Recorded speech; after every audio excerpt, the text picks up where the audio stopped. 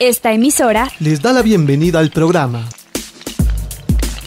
Encuentros con la Filosofía, para conversar poniendo en duda nuestras certezas, con la participación abierta de profesores de la Universidad Politécnica Salesiana, de la Universidad Central del Ecuador, de la Universidad Andina Simón Bolívar. Encuentros con la Filosofía se difunde semanalmente por las emisoras universitarias Infinito Digital, Voz Andina Internacional y Radio Faxo. Abrimos nuestros micrófonos. Iniciamos. Bienvenidos y bienvenidas al programa semanal Encuentros con la Filosofía. Les saluda Edison Aguilar Santa Cruz. Encuentros con la Filosofía propone, con la colaboración de docentes universitarios, abordar en media hora un tema de la vida cotidiana desde una perspectiva filosófica. Saludo a Miguel Macías Moreno, con quien compartimos la conducción del programa. Buenos días, Miguel. Hola, Edison. Buenos días. Es un gusto encontrarnos una vez más en este espacio de encuentros entre vida cotidiana y filosofía. Precisamente ahora que vivimos situaciones inciertas de alcance local y mundial, para repensar la existencia humana desde la filosofía. Saludamos a Tito Chela, quien desde la cabina de Radio Voz Andina Internacional y los medios virtuales hace posibles estos encuentros. Agradecemos y damos una cálida bienvenida al invitado de esta semana, Jorge Valladares Burgos, docente del área de educación y coordinador de la maestría en educación y tecnologías de información y comunicación con mención en formación del profesorado en la Universidad Andina Simón Bolívar. Doctor en formación del profesorado y tecnologías de información y comunicación en educación por la Universidad de Extremadura, España. Magíster en Tecnologías aplicadas a la gestión y práctica docente por la Pontificia Universidad Católica del Ecuador. Magíster en Filosofía por la Pontificia Universidad Católica del Ecuador. Licenciado en Filosofía por la Facultad de Filosofía de la Universidad del Salvador, Argentina. Becario del ICALA, Intercambio Alemán Latinoamericano. Buenos días, Jorge. Buenos días, Edison y Miguel. Estoy encantado nuevamente de acompañarlos en este programa de encuentros con la vida cotidiana y la filosofía. Esta semana, con Jorge Valladares Burgos, dialogaremos acerca de la temática ética. La abordaremos en los 3 segmentos del programa. Primero, conversaremos acerca del uso del término ética en la vida cotidiana. En el segundo segmento, Miradas Filosóficas, nuestro invitado nos presentará, desde su perspectiva filosófica, algunas reflexiones sobre ética. Y en el tercer segmento, ¿Qué más encontrar?, Jorge Valladares Burgos compartirá recomendaciones y sugerencias para acercarnos más a la temática de esta semana. Hoy conversamos con Jorge Valladares Burgos sobre la temática ética. A diario, desde los noticieros, escuchamos la demanda de ética en los comportamientos de los políticos, los industriales y los comerciantes. Y en la conversación cotidiana calificamos de poco ético el comportamiento de docentes, médicos y otros profesionales. Así, la ética aparece como un atributo o una cualidad que deben tener las personas. Aparece para emitir un juicio sobre el comportamiento público de los otros. Sin embargo, parece que estos usos del término ética expresan una confusión con otro término que sería moral. Por eso preguntamos a nuestro invitado en este primer segmento, ¿cómo se presenta la idea de ética en la vida cotidiana? Muy bien, Miguel, frente a esto, pues estamos en un contexto actual, como bien lo mencionabas, donde hay una serie de situaciones que nos preocupan como seres humanos, ¿no? Situaciones de violencia, situaciones de corrupción, situaciones de falsedad, donde uno se pregunta, bueno, ¿para qué realmente sirve la ética? Y estoy repitiendo probablemente una de las preguntas de una de las autores de ética que trabaja desde esta perspectiva, que es Adela Cortina, ¿no? Hoy en día, en este mundo contemporáneo, donde probablemente el sujeto, el individuo, termina siendo la medida de las cosas y termina siendo cayendo sobre él la toma de decisiones, uno dice, bueno, realmente se necesitan referentes éticos, realmente se necesitan orientaciones éticas para de alguna u otra manera encauzar los actos humanos hacia la consecución del bien. Entonces, creo que es uno de los primeros, de las primeras preguntas que uno se hace actualmente. Y frente a eso, yo sí creo que en la vida cotidiana todos vamos distinguiendo en nuestros escenarios o contextos personales lo que es lo bueno y lo malo para uno, ¿sí? Lo que es correcto o lo que es incorrecto, lo que probablemente me es útil o no me es útil. Y yo ahí sí, pues, acudo a la antropología o a la filosofía, a la antropología filosófica, si nos ponemos a pensar en esas primeras comunidades de seres humanos, ¿sí? Donde pues nos comenzamos a distinguir de otros seres vivos al momento de incorporar nuestra capacidad racional. Y en esa capacidad racional comenzamos a distinguir justamente esta visión dicotómica entre lo que es bueno y lo que es malo, lo que me sirve para mi supervivencia y aquello que atenta contra mi propia vida. Esa capacidad racional de distinción, desde mi punto de vista, es el punto de partida antropológico de la ética. Inclusive es anterior a las propias religiones. ¿Sí? Entonces, esa capacidad es intrínseca desde un punto de vista antropológico de poder discernir entre lo bueno y lo malo. Ahora, evidentemente que hay que educar también, y ya vamos a hablar más adelante de lo que tiene que ver con estructura moral del sujeto, ¿sí? Y solo para responderte, ¿no? A veces se cae en ambigüedad entre el término ética y moral. ¿Cuál es la diferencia o son sinónimos? De hecho, hay gente que los utiliza como sinónimos, pero para mí la diferencia es muy clara. Si la ética tiene un carácter reflexivo de preguntarnos del por qué y para qué del actuar humano, la moral tiene un carácter mucho más prescriptivo. A partir de la ética se terminan generando prescripciones, normativas, orientaciones de conducta que rigen en este caso los actos humanos. Y para brindarte otra diferencia, ¿no? Si vamos a definir luego lo que es la ética como una ciencia o disciplina, en el fondo necesita un objeto de estudio.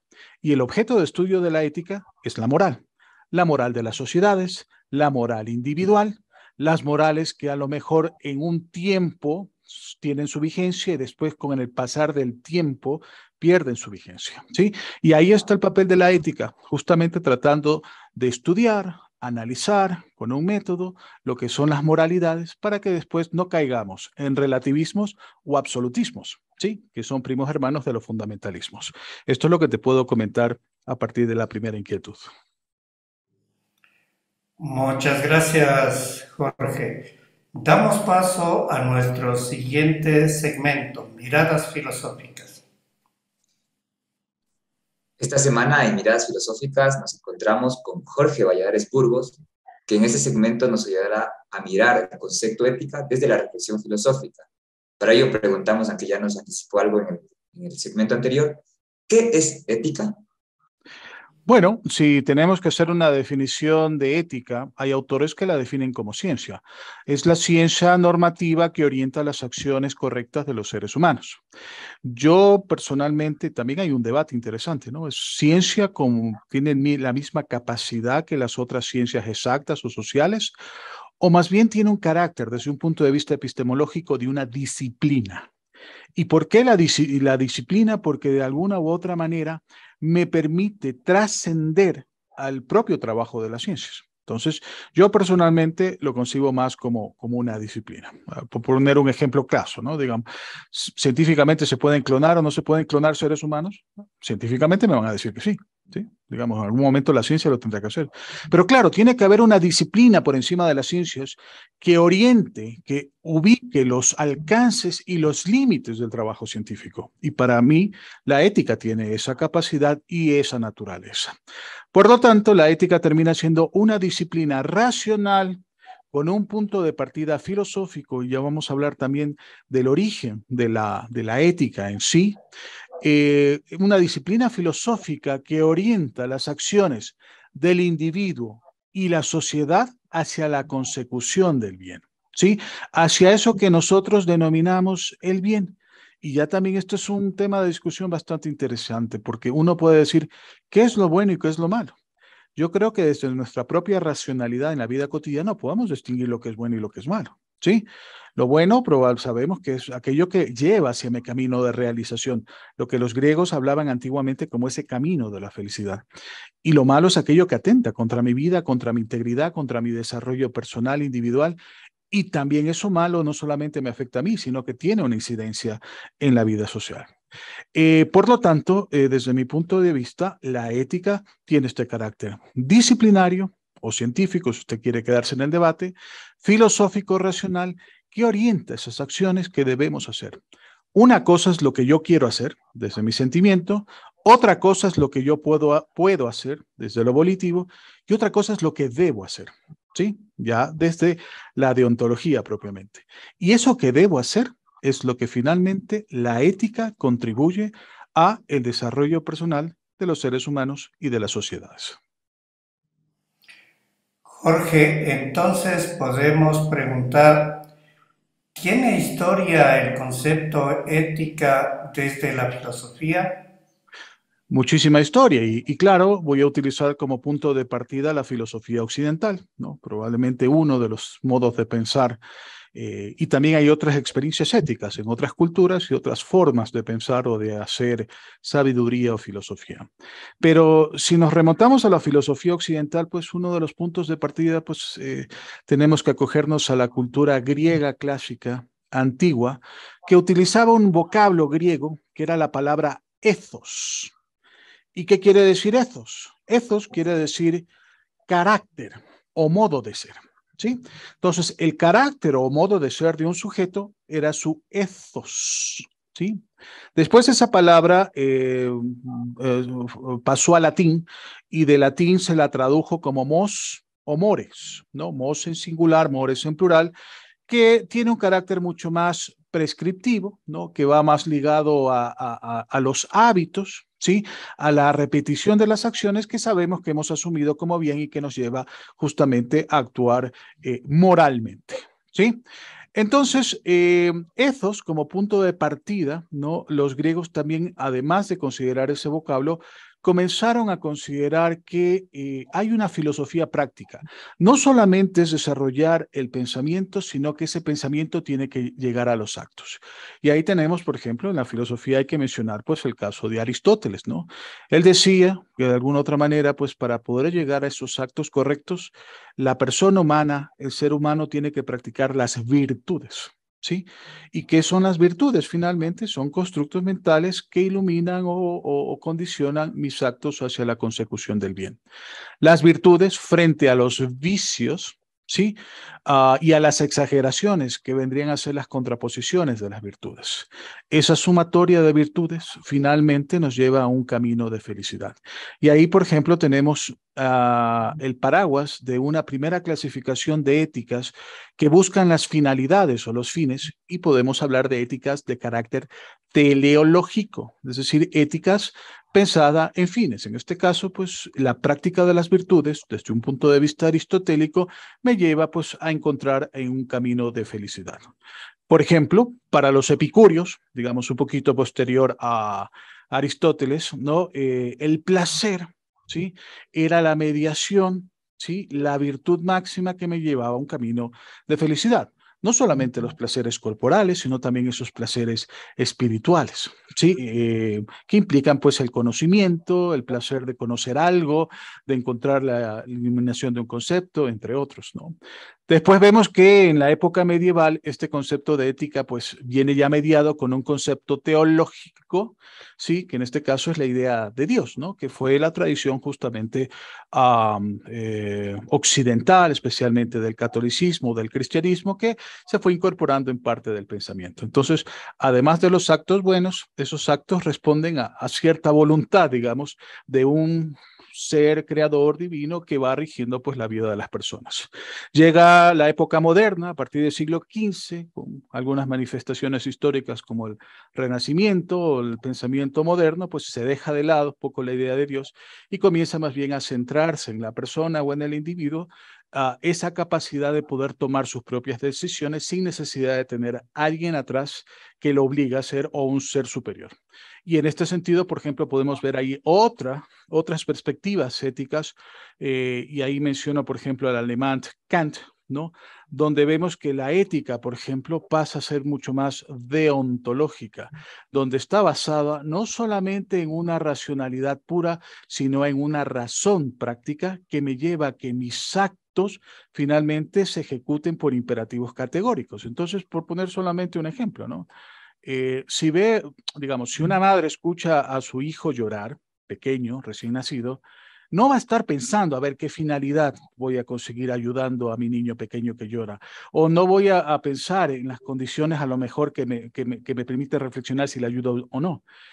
Hay una respuesta inmediata, ¿sí? Hay una respuesta imperativa que finalmente viene de una ley interna que tenemos los seres humanos y que Kant hablaba como una ley moral. Esa ley moral que termina siendo un imperativo es lo que finalmente condiciona nuestra libertad como seres humanos. Por eso nosotros actuamos, ¿no? Desde el punto de vista humano, bajo esa condición de libertad, ¿no? Y después, finalmente, si entramos al siglo XX, frente a, digamos, a visiones más postmodernas, más existencialistas, comienza a haber todo un replanteamiento también de lo que tiene que ver con la ética, ¿no? Ya no es una ética de máximas, sino más bien una ética de mínimos, donde la comunidad, la razón discursiva y el diálogo es el que termina construyendo comunitariamente, digamos, esos referentes éticos que necesitan los seres humanos. Por eso, como seres humanos, sabemos que frente a la guerra apostamos por la paz, ¿sí? Y la paz seguirá siendo la apuesta, pues, de los seres humanos. Frente al hambre, evidentemente, pues, es el tratar de mejorar las condiciones de vida de varios sectores de la población que requiere, pues, de atención, ¿no? Para poder desarrollarse en su calidad de vida. Entonces, esto, digamos así, es como un pequeño itinerario de la ética que les quiero compartir y que creo hoy que tiene también muchos desafíos en nuestro siglo XXI. Gracias, profesor Valladares. Antes nos había mencionado que la ética era encargada de orientar las acciones de los individuos y también tal vez de las comunidades. Ahora, yéndonos a la segunda parte, ¿qué relación establece la ética con los comportamientos colectivos? Muy bien. Frente a eso, es una pregunta bastante interesante porque la ética no solamente recae en la parte individual, sino que también es la vida individual y la vivencia comunitaria colectiva entre los individuos, ¿no? Que conforman una sociedad. Y para ello, me parece interesante que tengamos que pensar en la estructura moral del sujeto. El ser humano, ¿no? En su estructura moral, tiene una conciencia ética que le permite distinguir el bien y lo bueno y lo malo. A partir de esa conciencia ética viene el tema de la libertad, cómo yo uso mi libertad, pero ahí tenemos un primer camino para poder entender cómo incide la ética en los colectivos, en la sociedad.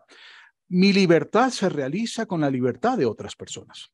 Hay un ámbito o hay una dimensión de alteridad en la libertad.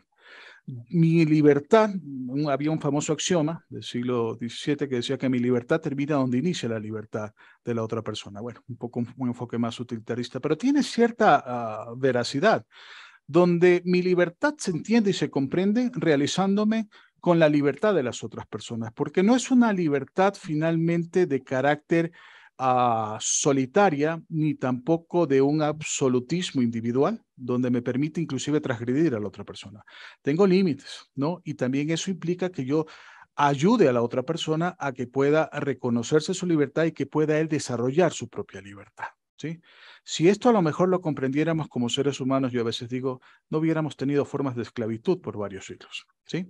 Sabiendo que en cada persona, en esa libertad, también hay una condición humana y hay también unos principios universales ya un poco más contemporáneos, ¿no? Y que son la base de los derechos humanos, donde todos los seres humanos tenemos dignidad. ¿Sí? Sin importar distinción de raza, sin importar distinción de credo, sin importar la distinción socioeconómica, la dignidad termina siendo ese universal que cobija a todos los seres humanos a pesar de las diferencias o diversidades que podamos encontrar en la propia experiencia humana. Entonces, creo que de ahí hay toda esta incidencia de que lo que se oriente éticamente también incida a la sociedad. Y también la sociedad está inserta en una cantidad de temas del debate ético contemporáneo, pues. ¿Sí?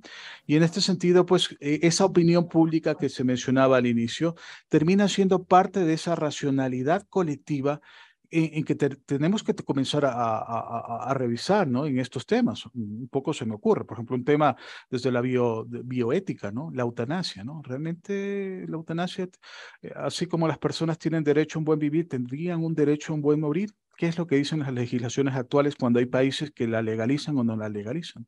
Hemos visto, por ejemplo, temas sobre el aborto, hemos visto temas sobre violencia, no solamente violencia de género, sino violencia doméstica, en fin. Todos estos temas finalmente también están en la opinión pública y son evidencia de esa racionalidad ética colectiva. Entonces, Jorge, preguntaríamos así de manera resumida, ¿cómo opera la ética? Bien, la ética tiene ese carácter reflexivo, ¿no? Que tiene como punto de partida la capacidad racional de los seres humanos.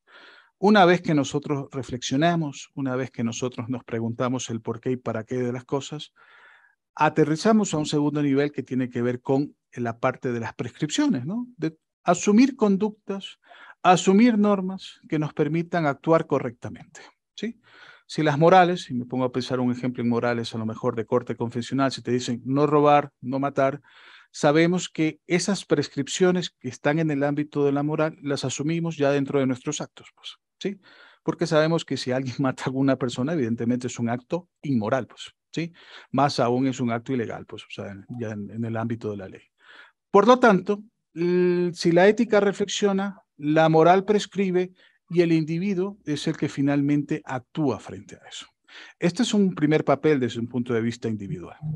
De ahí, por ejemplo, para mí la ética tiene que ser fundamental para las disciplinas, ¿no? Para orientar el trabajo de las ciencias, qué es lo que deben hacer y qué no deben hacer.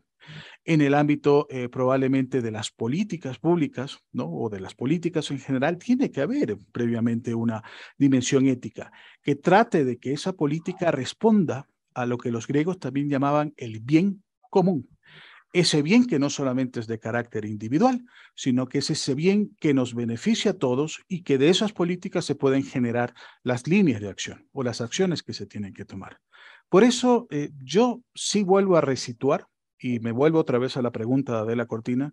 Si hay que responder para qué sirve realmente la ética, es para que se pueda volver a recuperar, reivindicar y legitimar la capacidad reflexiva de los seres humanos y de los seres humanos en sociedad. Otra interrogante sería, ¿cuáles son las condiciones para el ejercicio de la ética?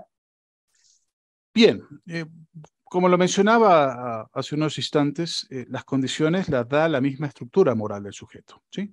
Tener esa conciencia ética, ¿sí? De poder distinguir, discernir lo que es lo bueno, lo malo, lo que implica para mi camino o desarrollo personal. Luego, pues está el tema de la libertad, que es esa facultad que nos permite tomar nuestras propias decisiones y actuar a partir de esas decisiones. Y un tercer elemento que a mí me parece importante desde esa estructura moral del sujeto o de la persona individual es un proyecto de vida, ¿sí? Que finalmente nosotros en ese proyecto nos temporalizamos, tenemos una historicidad como seres humanos en nuestra realización, ¿sí? Claro, uno dice desde un punto de vista biológico, uno nace, crece, se desarrolla, está el tema de la muerte. En esa realización personal nosotros también tenemos pues logros, alcances, también tenemos fracasos, ¿sí? Y frente a eso pues esa conciencia ética nos va a llevar siempre a preguntarnos, bueno, ¿qué es lo mejor para uno? ¿Sí? Frente a los logros, ¿cómo podemos avanzar o continuar? Y frente a los fracasos que probablemente podemos aprender frente a ellos para poder verlo a lo mejor como un factor de oportunidad o poder pues reorientar justamente mi parte de realización personal. En el proyecto de vida vamos a encontrar dilemas éticos, ¿sí? ¿Y qué son los dilemas? Son situaciones disyuntivas en que nos toca tomar decisiones, pues, en la vida personal. ¿Me caso o no me caso? Yo no lo sé, usted no lo va a encontrar en la enciclopedia ni en la Wikipedia, como a veces digo a los estudiantes. Es usted en su capacidad racional quien va a tomar la decisión, pues. ¿Acepto este trabajo o no lo acepto? ¿Sí? O me cambio de trabajo. Son situaciones, ¿no?, disyuntivas que se presentan en la vida de uno y que esa capacidad ética nos invita a que con conciencia, libertad y bajo nuestro proyecto de vida podamos tomar las mejores decisiones. Y de ahí viene el tema de la responsabilidad. Yo no sé si fue su mejor decisión porque usted es el dueño de su vida, pero esa decisión que usted tomó y ese acto que usted ejecutó tiene que hacerlo con responsabilidad.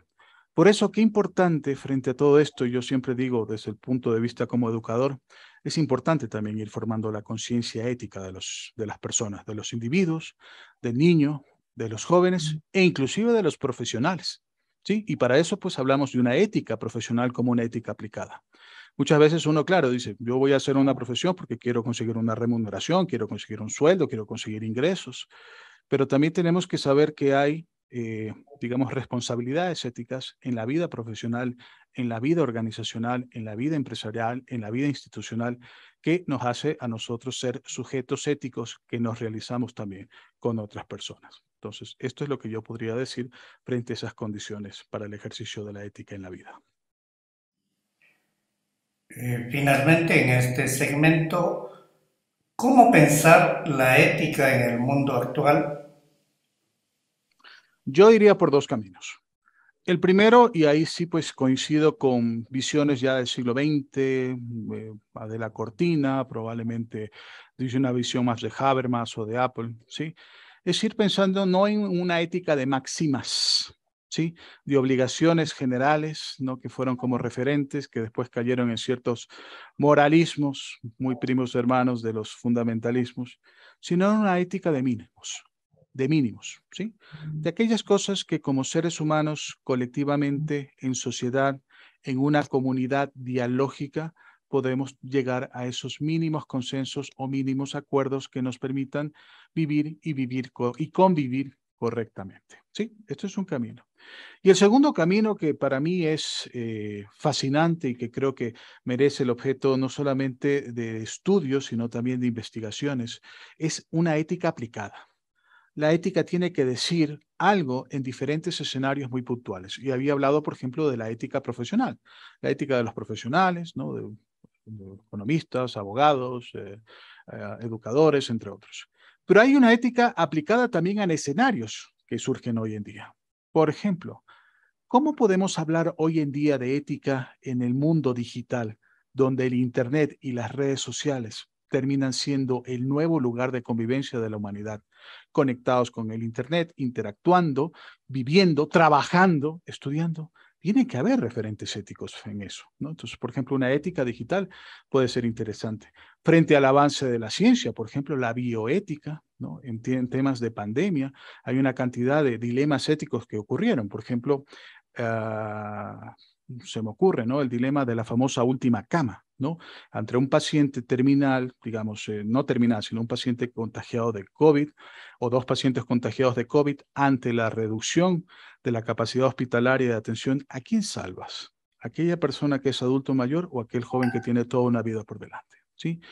Ahí es necesario esa reflexión ética que nos permita garantizar de alguna u otra manera el actuar correcto, al menos en ámbitos que estén de personas que estén en ese ámbito de la bioética. Entonces, esa ética aplicada en estos escenarios desafiantes del siglo XXI cobran vigencia y son los nuevos retos de la ética contemporánea hoy.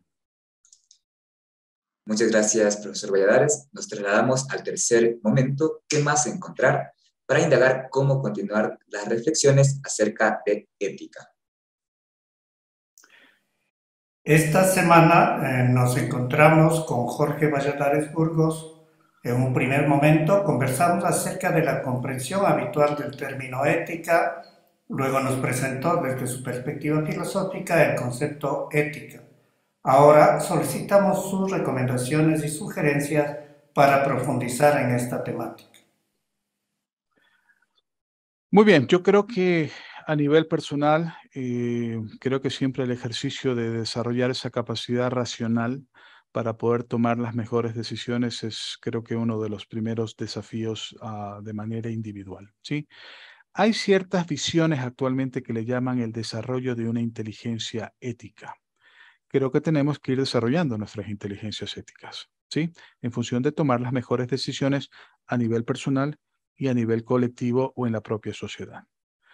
Lo segundo, creo yo que también la ética no solamente hay que verla desde un tema racional, sino también de esa racionalidad simbólica que yo llamo de sabiduría.